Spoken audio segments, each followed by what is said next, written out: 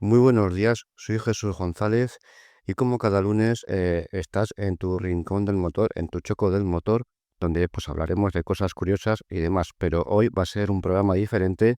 Ya sabes que nos puedes escuchar a través de la radio 92.2 de la FM en Norte Radio o también a través de las plataformas de radio por internet y como no también por Spotify que voy colgando por ahí los programas que vamos haciendo por aquí. Dicho todo esto, hoy va a ser un programa diferente porque no me voy a extender en noticias y en cosas más curiosas que solemos hacer, ya que hoy tenemos un contenido que me va a llevar casi todo este espacio de tiempo que tenemos. Así que ya te voy advirtiendo que hoy es un programa de contar historias, contar historia de la historia, vamos. Así que sin más dilación, vamos a ir comenzando el programa porque tenemos bastante contenido y espero que te guste.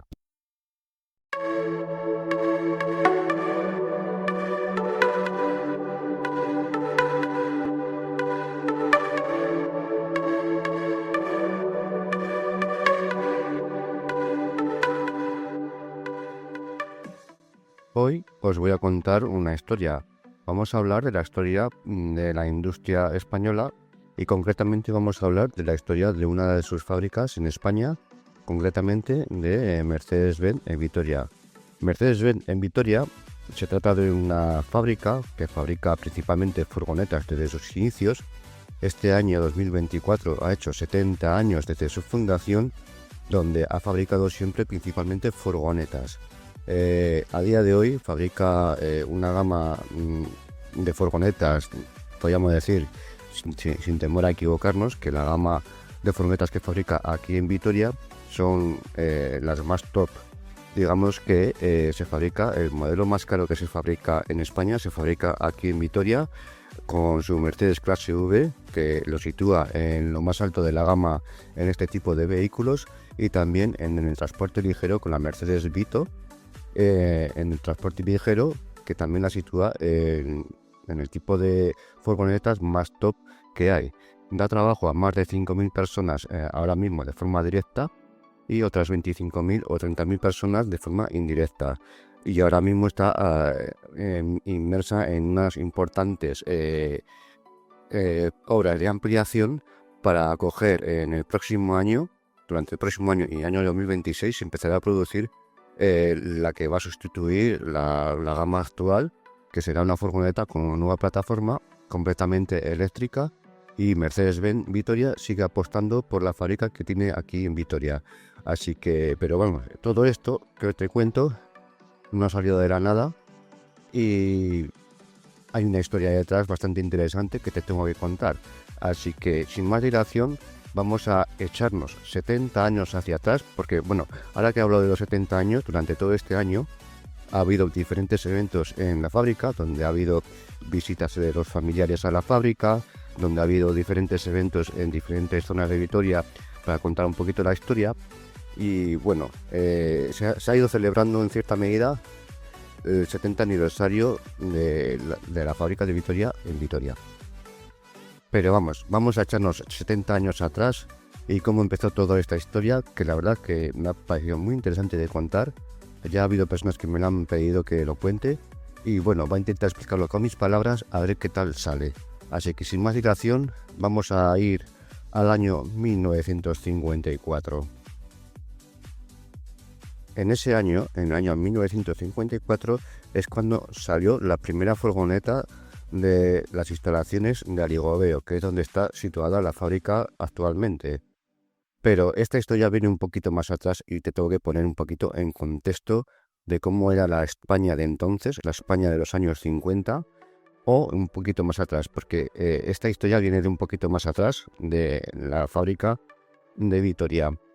Si es que en el año 1941, durante plena posguerra, el régimen que había entonces en la época crea el Instituto Nacional de Industria, que era el INI.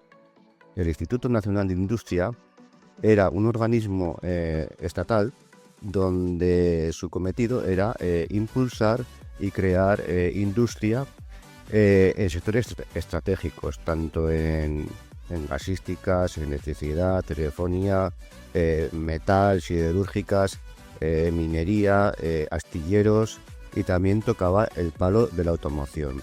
Dentro del palo de la automoción pues intentaba tocar turismos, intentaba tocar transporte de mercancías como camiones y furgonetas, y tenían pues sus industrias, sus propias industrias que había creado para tal cometido.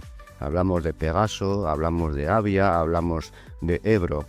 Y es que, como curiosamente, como hemos hablado de la reanudación de la producción de los Ebro en Barcelona y cómo surgió aquella fábrica hace unos programas, curiosamente Ebro abrió sus puertas el mismo año que lo hizo Imosa, Industrias del Motor, Sociedad Anónima, que es la conocida hoy actualmente como la Mercedes. Pero vamos, entonces había lo que se conocía como la autarquía. La autarquía había surgido tras la Segunda Guerra Mundial, y que, bueno, España no participó en ella, pero había apoyado en cierta medida a Hitler, ¿no? A Alemania. Alemania perdió la guerra y digamos que los países le dieron la espalda a España, y España tenía que autogestionarse y fabricar sus propias cosas y sus propias... tenía que hacer sus cosas, porque si no, no le venía nada de fuera. Entonces era el tema de poder crear su propia industria para poder abastecerse a sí misma.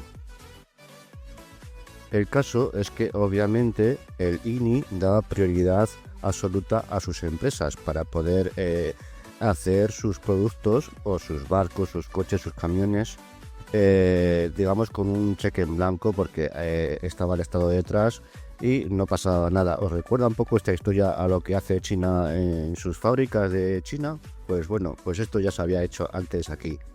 El caso es que para poder crear otra industria que no fuese estatal, que fuese de iniciativa privada, había que pasar por el filtro del INI, el filtro del Instituto Nacional de Industria, que daba el visto bueno a ver si tú podías fabricar tus propios coches por propia iniciativa. Y este fue el caso que le ocurrió a Barreiros, que tuvo muchos problemas con Franco, porque sus camiones y sus tractores eran mejores que los que fabricaba Ebro o Pegaso, por ejemplo, ¿no? Y tuvo una problemática interesante que un día contaremos, pero el caso es que Barreiros fabricaba mejor que las fábricas estatales. Pero bueno, ya llegaron otras empresas que les interesaba fabricar en España, como hablamos de Citroën, hablamos de Renault. En el caso de Fasa Renault también hubo una participación del INI dentro de esa empresa. También hablamos iba a decir de Opel, pero no, Opel se instaló mucho más tarde y ya en plena democracia. El caso es que nos ocupa hoy es la fábrica, una pequeña fábrica de pequeña producción, que era Industrias del Motor, que era la fábrica que está aquí en Vitoria, y que 70 años después pues ha hecho sombra a los Ebro, con los que competía en aquel momento. Ebro estaba enfocado a hacer furgonetas, a hacer tractores, maquinaria agrícola y una serie de productos muy amplio. Pero el caso es que Ebro a día de hoy existe tras las manos de los chinos, para recuperar ese nombre y traer un producto chino ensamblado en Barcelona, y en Vitoria se sigue fabricando el mismo producto que se fabricaba desde el principio, que era fabricar furgonetas o vehículos para pasajeros. Y esto me lleva a pensar la similitud, ¿no?, del gobierno proteccionista de aquella época con 70 años después el gobierno proteccionista que tiene China. China, por ejemplo, por poner un ejemplo que tenemos más actualmente, si tú quieres montar una fábrica en China, te pide que hagas un porcentaje muy amplio de sus piezas en el propio país. Y esto era exactamente lo que hacía el Instituto Nacional de Industria en España. Si tú querías fabricar un vehículo con licencia alemana o licencia italiana, las piezas que tenías que instalar en ese vehículo tenían que ser fabricadas en España, ¿no? Tenía que ser tenía que tener un porcentaje de nacionalización importante. Este era uno de los requisitos que pedía el INI para poder fabricar productos y cosas que no fueran dependientes del Estado. Si pasabas ese filtro, pues te daban el visto bueno y ya podías montar tu fábrica. Bueno, yo creo que ya te he puesto un poquito en contexto cómo eran las condiciones de fabricación en aquel momento. Así que ahora nos vamos a liar contando la historia de la fábrica en sí. La historia de la fábrica de Vitoria no se comprende sin antes retrotraerse al año 1950, cuando un grupo de industriales de Euskadi, Navarra y Cataluña amasó un capital de 5 millones de pesetas, 30.000 euros, para fundar, con sede en la ciudad de Barcelona, Industrias del Motor S.A., la conocida como Imosa. Un año después, en noviembre, Imosa aterrizó en Vitoria.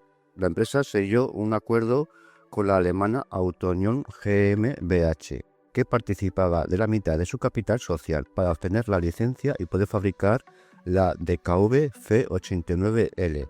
¿Cómo era esta furgoneta? Te voy a contar cómo era esta furgoneta porque es muy interesante. De hecho, los mayores de Vitoria, la gente más mayor de Vitoria, se refieren a la fábrica de Mercedes en Vitoria como la DKV. ¿Dónde trabajas? En la DKV.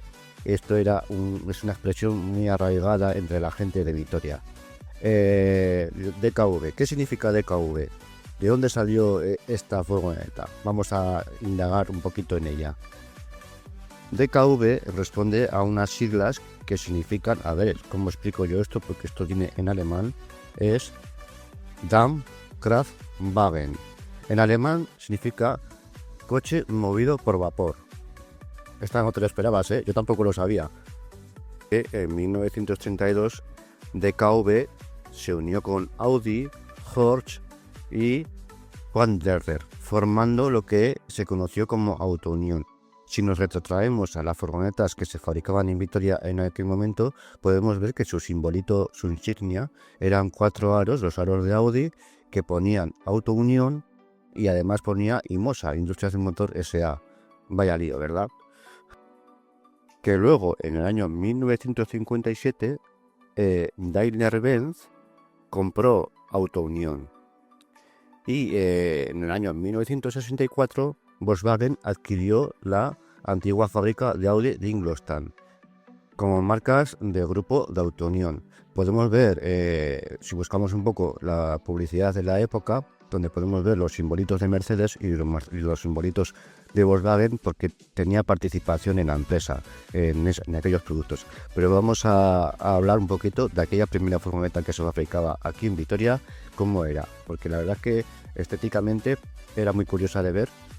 Y yo siempre que la veo me recuerda a la película de La Gran Familia, que tienen precisamente una DKV F89L, donde se van de vacaciones con aquel vehículo, ya que es una familia numerosa, y se van de vacaciones con aquel vehículo. Y se trataba de un modelo, no era muy largo, era un modelo chato, por así decirlo, y lo curioso estéticamente era los faros que estaban unidos al capó. En su motor era un motor de 2 tiempos de gasolina, que daba aproximadamente unos 22 caballos. Esto era un motor de 2 tiempos de 2 cilindros de gasolina. Os podéis imaginar. La carga útil que tenía aquella furgoneta era 800 kilos y medía 4,1 metros de longitud. Y la verdad que estuvo fabricándose en España, concretamente, a ver si veo aquí el dato, desde el año 1954 a 1962.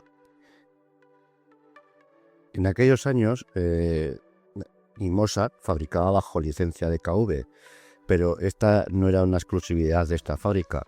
También lo hacía, por ejemplo, SEAT, con el SEAT 600, con el Fiat 600, y posteriormente en los demás modelos hasta entrados en el año 80, que llegó al SEAT Rimo y al SEAT Panda, que digamos que fabricaban bajo licencia Fiat. Y esto era lo que hacía también en muchas empresas de este tipo, de países emergentes, fabricar productos bajo licencias de otras empresas. En 1953, la empresa había comprado unos terrenos de 140.000 metros cuadrados, situados a caballo entre el pueblo de Aligobeo, y 11.300 de esos metros cuadrados se destinaron a la construcción de una nave de montaje, así como de prensas, almacén y 2 naves auxiliares. La obra no concluyó hasta el año siguiente, en 1954. Vitoria era una ciudad pequeña y tranquila, tenía por aquel entonces 55.000 habitantes. El ritmo actual de fabricación, por ejemplo, ahora mismo se está fabricando una furgoneta cada minuto y 45 segundos, sale una furgoneta nueva de las instalaciones actuales de Vitoria. Pero en aquel momento, ¿cómo se fabricaban allí en ese momento las furgonetas? ¿Y a qué ritmo fabricaban? El primer hito, la milésima furgoneta, estuvo lista el 26 de enero de 1956, casi 2 años después de su primera furgoneta. Habían construido por aquel entonces 1.000 furgonetas. Y para celebrarlo, se les dio una paga extra a los trabajadores. Si hemos dicho anteriormente que el INI exigía una nacionalización de todas sus piezas, 2 años después de la primera furgoneta, que prácticamente tuvieron que traer todas las piezas de Alemania, 2 años después el 90% de cómo estaba construida la furgoneta ya era de fabricación nacional. En el año 1958 fue uno de esos años claves en el camino de la empresa para llegar a lo que es hoy en día. Fue entonces cuando Daimler AG aporta la mitad del nombre actual, que entró en Vitoria con la compra de Autounión, como hemos explicado anteriormente. La fábrica recuerda ahora que estaba a pleno rendimiento e incluso se quedó pequeña, por lo que hubo que ampliarse hasta casi el doble de su superficie. Y 5 años después, ya con 1.800 trabajadores, se inauguró una nueva ampliación, con la que alcanzaban ya los 80.000 metros cuadrados. La ceremonia de inauguración, que contó con la visita del ministro de Industria, ¿cómo se llama este hombre? Gregorio López Bravo, se celebró coincidiendo en el día de San Cristóbal, al ser considerado el patrón de los conductores. IMOSA se hizo con el control de Borgward ISO Española S.A.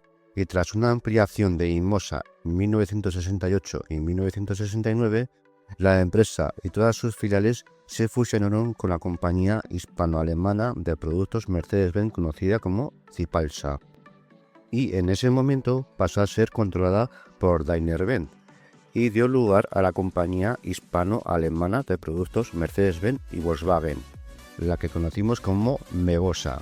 Cambió su nombre IMOSA por Mevosa.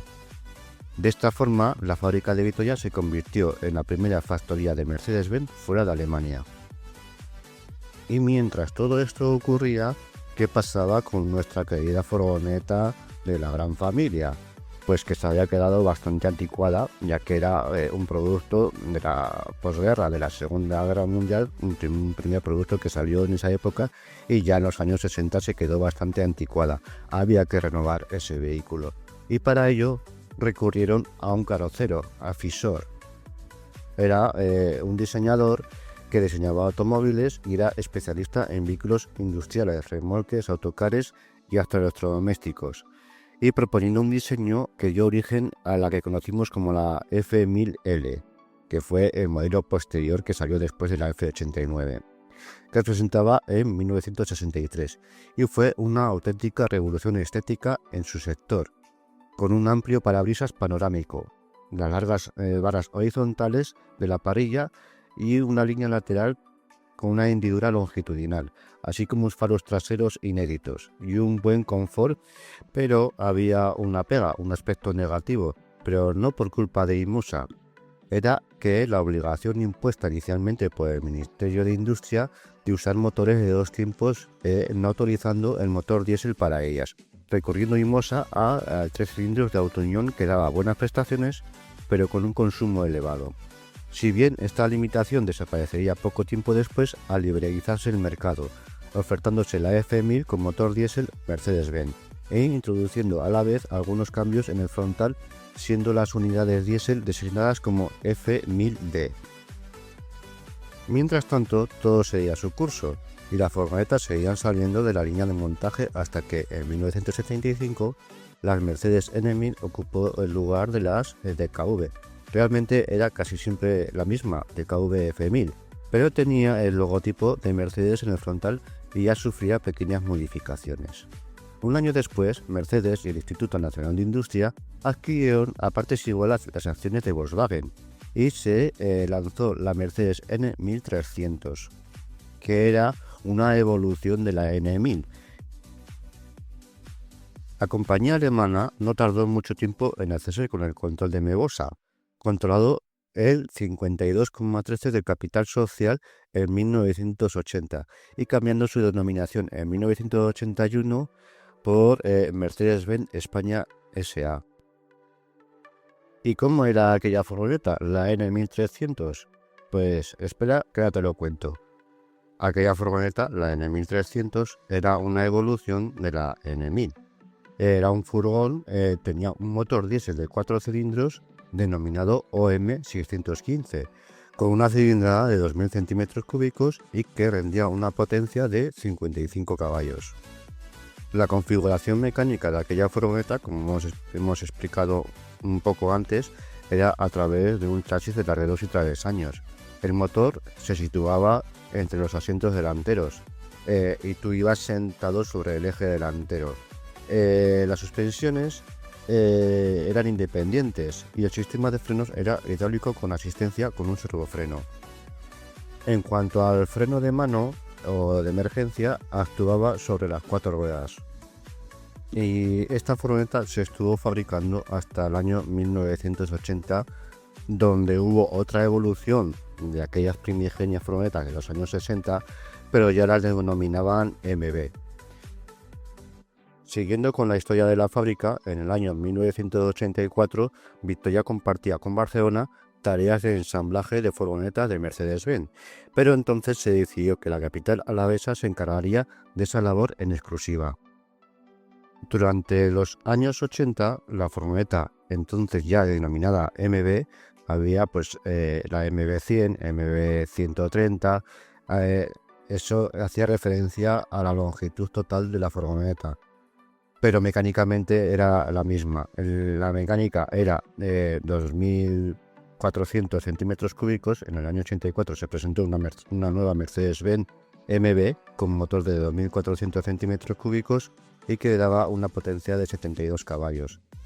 Hubo versiones muy interesantes que no se vendieron en España, por ejemplo las versiones AMG que solamente se vendieron en Alemania, y estas ya tenían un motor 2400 con turbo y 3000 centímetros cúbicos también, que daban en torno a los 100 caballos de potencia. Hacía tiempo ya que Mercedes-Benz no miraba a Ebro como un rival. De hecho, en los años 80, Ebro ya no existía en la fabricación de furgonetas. Nissan había adquirido la parte de Ebro y fabricaba entonces la Nissan Trade y la Nissan Vanette.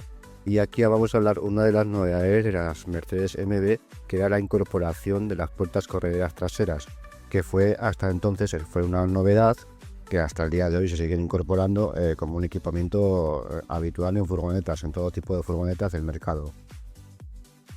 ¿Y quién eran los rivales de las Mercedes? Mercedes miraba ya como rival a, sobre todo, su principal rival y lo que siempre se ha hecho referencia, el rival de Mercedes siempre ha sido Volkswagen. Es curioso porque anteriormente había participado en el accionariado de la fábrica de Mercedes-Benz en Vitoria, pero como Volkswagen en un momento dado ya tenía su propia furgoneta. Entonces, recordáis la furgoneta de los hippies, por ejemplo, ¿no? ¿Cómo surgió aquella furgoneta de Volkswagen? Mira, es que esta historia os la tengo que contar porque es muy curiosa.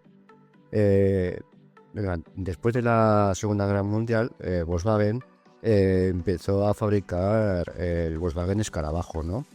Y durante las tareas de fabricación de ese coche, recordaréis que era aquel coche con motor trasero y os lo estoy visualizando, el Volkswagen Escarabajo lo estoy visualizando. Bien, pues para hacer las labores de transporte dentro de sus fábricas utilizaban el chasis y el motor de uno de sus coches, de los Volkswagen Escarabajo. Y a alguien se le ocurrió carrozar todo eso y así crear su propia furgoneta. Y eso fue lo que pasó. Volkswagen ya tenía su propia furgoneta, no le interesaba estar en el accionariado con Mercedes-Benz porque ellos ya tenían su propia furgoneta. Esa furgoneta que ellos tenían con respecto a la Mercedes era una configuración mecánica muy anticuada, porque hasta entrados los años 90, aquella furgoneta de Volkswagen tenía la configuración del motor trasero y tracción trasera. Pero bueno, lo curioso es que esa furgoneta iba también muy bien. Y era el espejo donde se miraba siempre Mercedes-Benz hasta el día de hoy. Hasta el día de hoy Mercedes sigue mirando a Volkswagen. Y hago referencia a Volkswagen porque Volkswagen dio un giro de timón a sus furgonetas, porque ya en el año 92, creo recordar, ya presentó su primera Volkswagen Transporter con motor delantero de tracción delantera con un poquito de morrito. Esto no era una novedad de Volkswagen, ya lo había hecho la Ford Transit, lo había hecho la Citroën C25 y otras furgonetas. Y Volkswagen cogió esa configuración mecánica que realmente le salió muy bien. A día de hoy se siguen viendo un montón de furgonetas, sobre todo para el mundo camper, que vamos, es una furgoneta muy bien hecha y de alta calidad. Entonces Mercedes en aquel momento seguía con las Mercedes MB, que eran de morro chato, por así decirlo, y el motor entre los asientos, y eso tenía que cambiar. Aunque la furgoneta de Mercedes seguía funcionando muy bien, era muy fiable y se había ganado fama de una furgoneta muy dura. Pero el caso es que a nivel de confort era una furgoneta que perdía muchos puntos con respecto a Volkswagen. Entonces ya corría el año 1995 cuando Mercedes ya acaba la producción de las MBs y presenta las Mercedes Vito. El Mercedes, o sea, el nombre Vito viene por ser fabricado en Vitoria, de ahí el nombre Vito. Y de ahí salió también las primigenias Mercedes clase V. Esto fue en respuesta a aquella Volkswagen con un morro chato, motor delantero, tracción delantera. Y Mercedes hizo lo propio, presentando a ver, mira, lo curioso además de esta furgoneta, de las primeras Vito, es que fue un modelo desarrollado y fabricado enteramente en Vitoria, cosa que, bueno, tiempos después, con la segunda Vito y la tercera Vito actual, no ha ocurrido, ya que el centro de diseño estaba en Alemania. El caso es que la primera Vito fue un éxito comercial tremendo, y para fabricar aquella furgoneta tuvieron que hacer unas modificaciones. Unas modificaciones para poder fabricar aquella primigenia Mercedes Vito, haciendo sus instalaciones más amplias dentro del polígono de Arigobeo. La verdad que fue un éxito comercial tremendo. En aquel momento ya empezaron a trabajar mucha gente en la fábrica de Vitoria, y también se incorporó el tercer turno, el año 1997. Pero en el año 1996 fue nombrada como furgoneta del año en Europa, que fue uno de los primeros galardones que obtuvo en este tipo de premios, de galardones.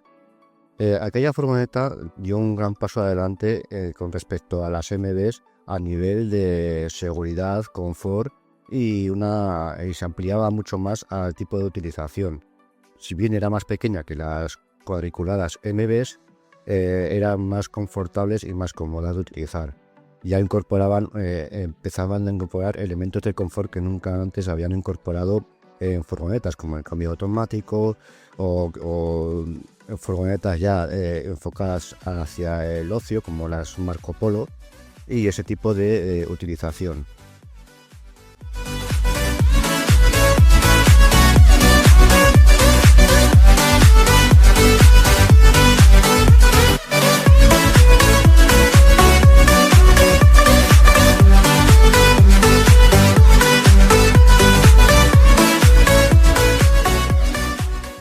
Hemos quedado en la primera Vito, las primeras Mercedes clase V, en el año 1995, cuando se empezó a fabricar esa furgoneta. Para la fábrica de Vitoria eso supuso una transformación de sus instalaciones. En la parte había como dos pisos dentro de esa fábrica. La parte de abajo estaba chapa, estaba motores y estaban algunas de sus líneas, que entonces se llamaban líneas de equipado. Estaba la línea de equipado 0, que era popularmente llamada EQ0, y también las líneas de llenados y una nueva sección que se llamaba Finish, que era donde salían finalizadas las furgonetas en esa parte de la fábrica. Y en el piso de arriba estaban las demás líneas de equipado, equipado 1, equipado 2, así. Supuso un gran reto para la fábrica de Vitoria, ya que no estaba fabricando de lo que había hecho toda la vida, que eran furgonetas prácticamente todas iguales, con los mismos asientos, mismos revestimientos, mismo equipamiento y mismos motores. Con la llegada de las nuevas furgonetas, cada furgoneta tenía una personalización muy concreta. Podías pedir tu furgoneta al gusto, a la carta, ¿no? Y no había dos furgonetas exactamente iguales, con un motor diferente, con un equipamiento distinto. Como hemos recordado, podían llevar cambio automático, aire acondicionado, ABS. El ABS era una opción, incluso el airbag también era una opción. Y todo esto eran tecnologías nuevas que entraron como novedad en el año 1995. Y como digo, pues eso, supuso un reto de cara a la formación de los trabajadores y también un reto también a la cara de la logística, para poder fabricar las furgonetas de una manera rápida y de calidad.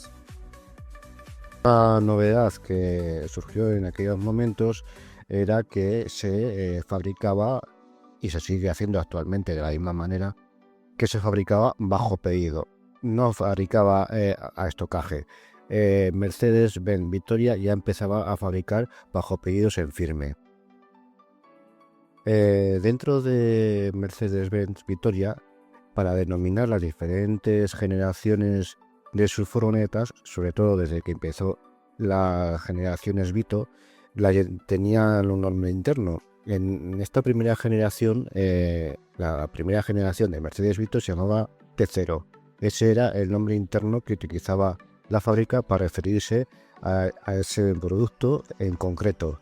Luego, pasados los años, han ido viniendo otras generaciones donde han venido otras denominaciones como NSV2 o VS20. Pero bueno, ahí ya llegaremos. Con la llegada de la T0, pues ya hemos explicado que podías personalizar tu furgoneta al gusto. Pero además teníamos la clase V. La clase V venía a ser la furgoneta de lujo del momento, donde ahí en ese momento sí que se posicionó Mercedes-Benz como un vehículo familiar, monovolumen, premium, por así decirlo.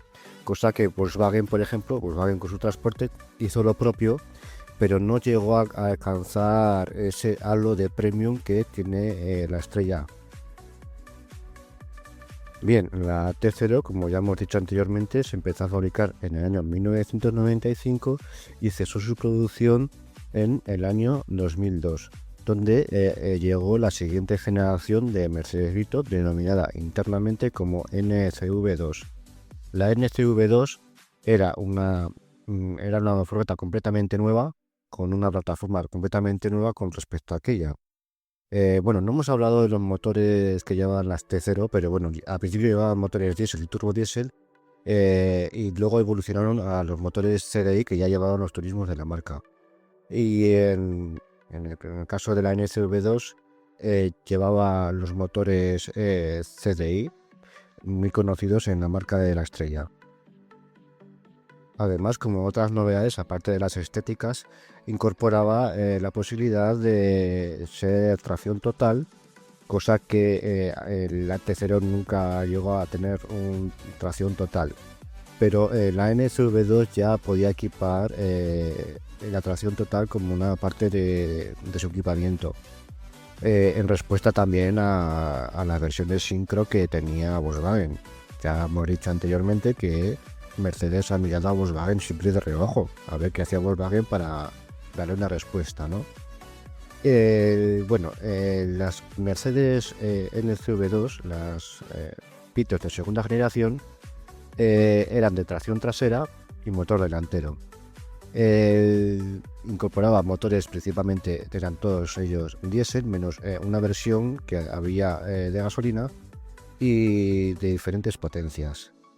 Se incorporaba también pues la Marco Polo, que a nivel de como vehículo de ocio ha sido muy importante para la marca, pero las instalaciones de la T0 no servían para fabricar la NCV2, así que hubo una segunda gran ampliación de la empresa. Entonces se construyó lo que hoy conocemos como la nave Sur. La nave Sur estaba destinada a fabricar sobre todo la NCV2, las Vito de segunda generación. Bueno, no os he contado que la denominación clase V se perdió en esta generación al llamarse las versiones de lujo, las versiones turismo, como Mercedes Viano.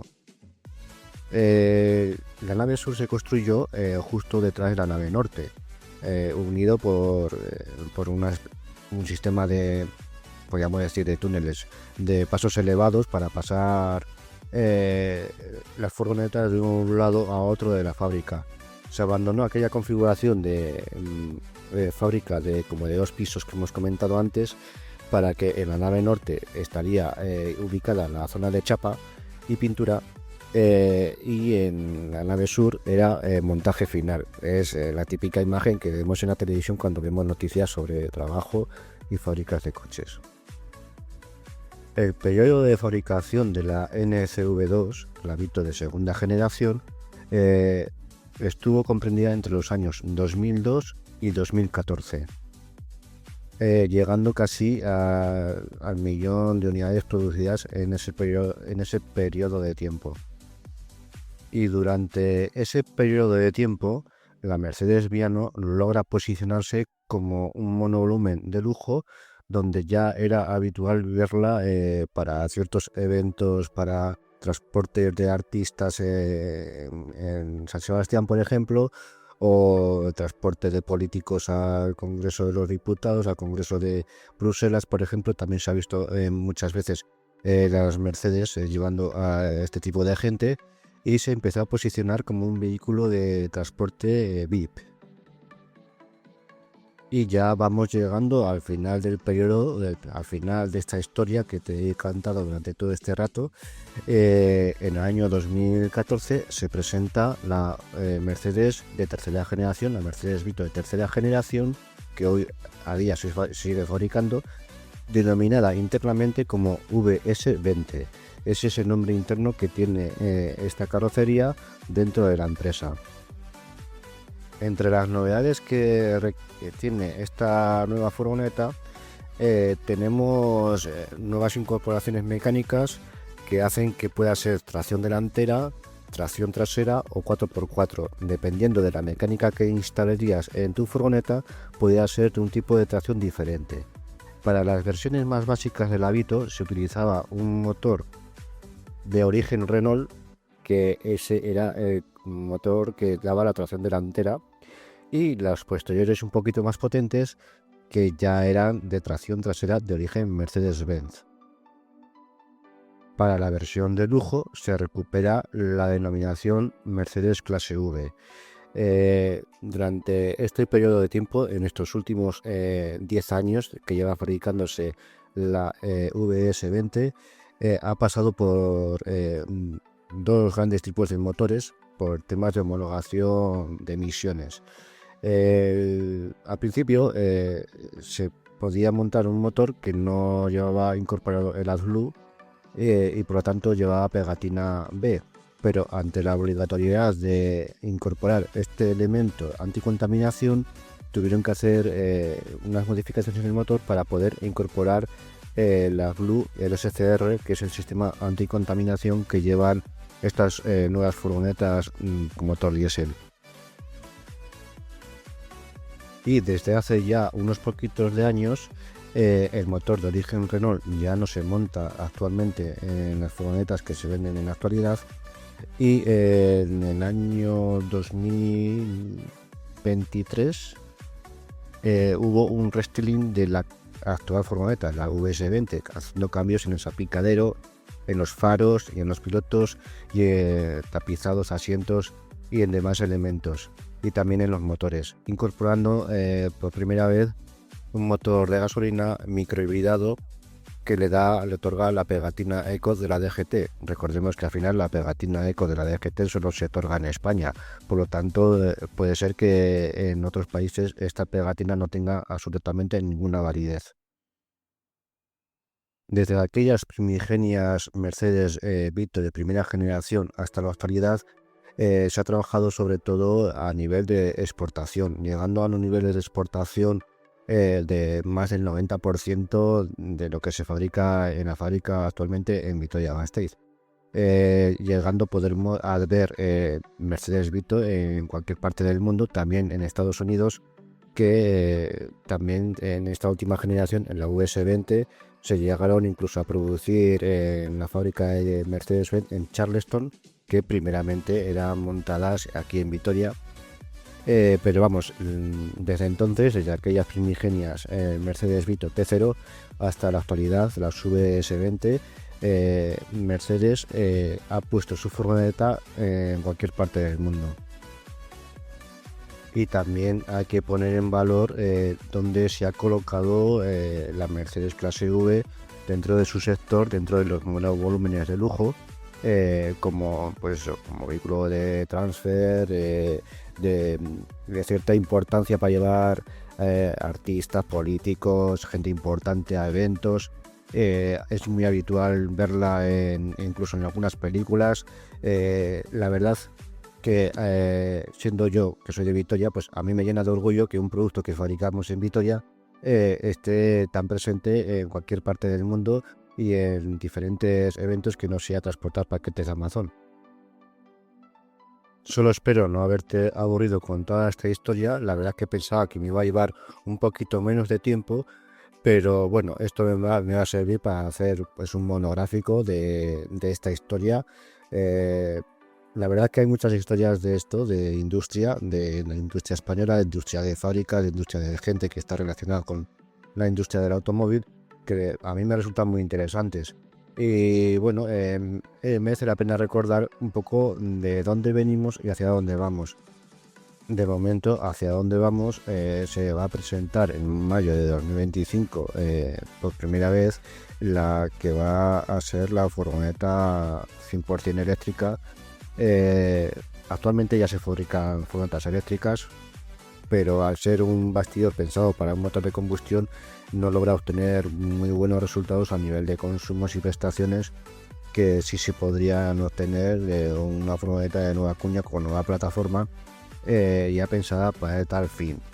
Y entonces el año que viene se va a presentar la furgoneta y se va a poner en producción en el año 2026, lo más seguramente que se ponga en producción esa furgoneta, que aún no sabemos cómo va a ser estéticamente, aunque sí te puedo adelantar un dato. Esa nueva furgoneta 100% eléctrica va a convivir con las que se fabrican actualmente hasta que comercialmente se agote la VS20.